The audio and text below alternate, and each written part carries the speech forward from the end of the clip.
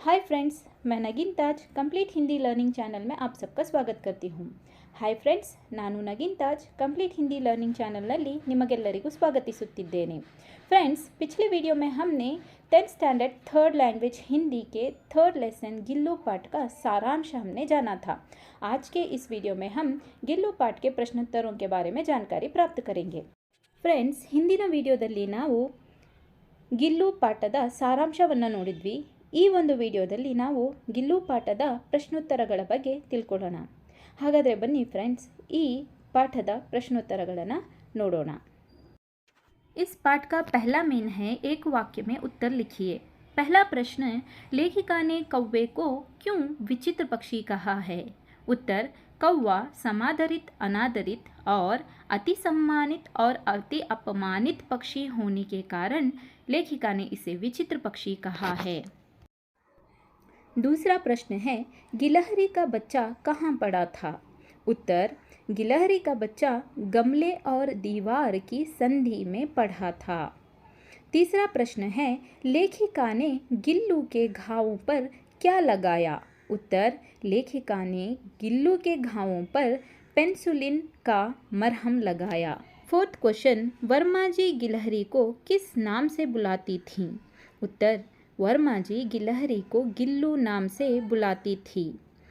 पांचवा प्रश्न, गिलहरी का लघुगात किसके भीतर बंद रहता था? गिलहरी का लघुगात लिफाफे के भीतर बंद रहता था। छठा प्रश्न, गिलहरी का प्रिय खाद्य क्या था? उत्तर, गिलहरी का प्रिय खाद्य काजू था। सातवां प्रश्न, लेखिका को किस कारण से अस्पताल में रहना पड़ा? उत्तर, मोटर दुर्घटना में आहत होने के कारण लेखिका को अस्पताल में रहना पड़ा। आठवां प्रश्न, गिलहरी गर्मी के दिनों में कहाँ लेट जाता था? उत्तर, गिलहरी गर्मी के दिनों में पास रखी पानी की सुराही पर लेट जाता था। नौवां प्रश्न, गिलहरियों की जीवनावधि सामान्यतया कितनी होती है?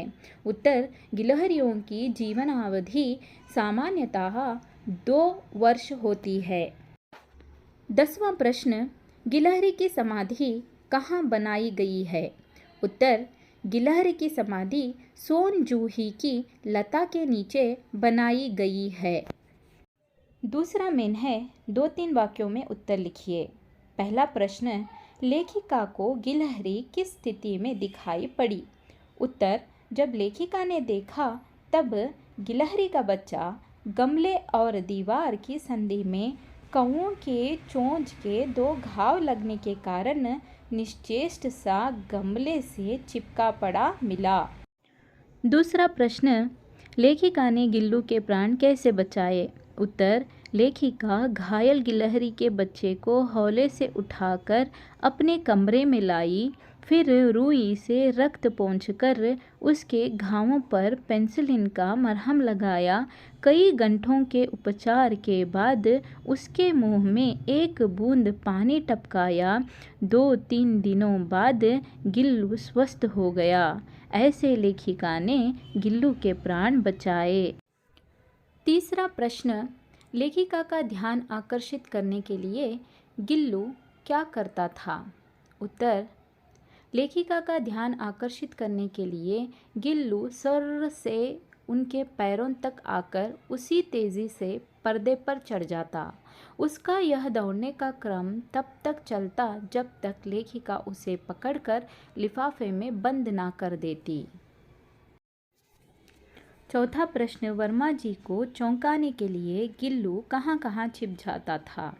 उत्तर, वर्मा जी को चौंकाने के लिए गिल्लू कभी फूलदान के फूलों में छिप जाता, कभी पर्दे की चुन्नट में और कभी सोनजूही की पत्तियों में। पांचवा प्रश्न, गिल्लू ने लेखिका की गैरहाजिरी में दिन कैसे बिताए?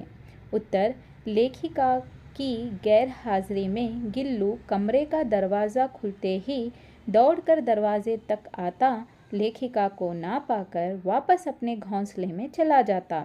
उसने उन दिनों अपना प्रिय खाद्य काजू भी बहुत कम खाया था।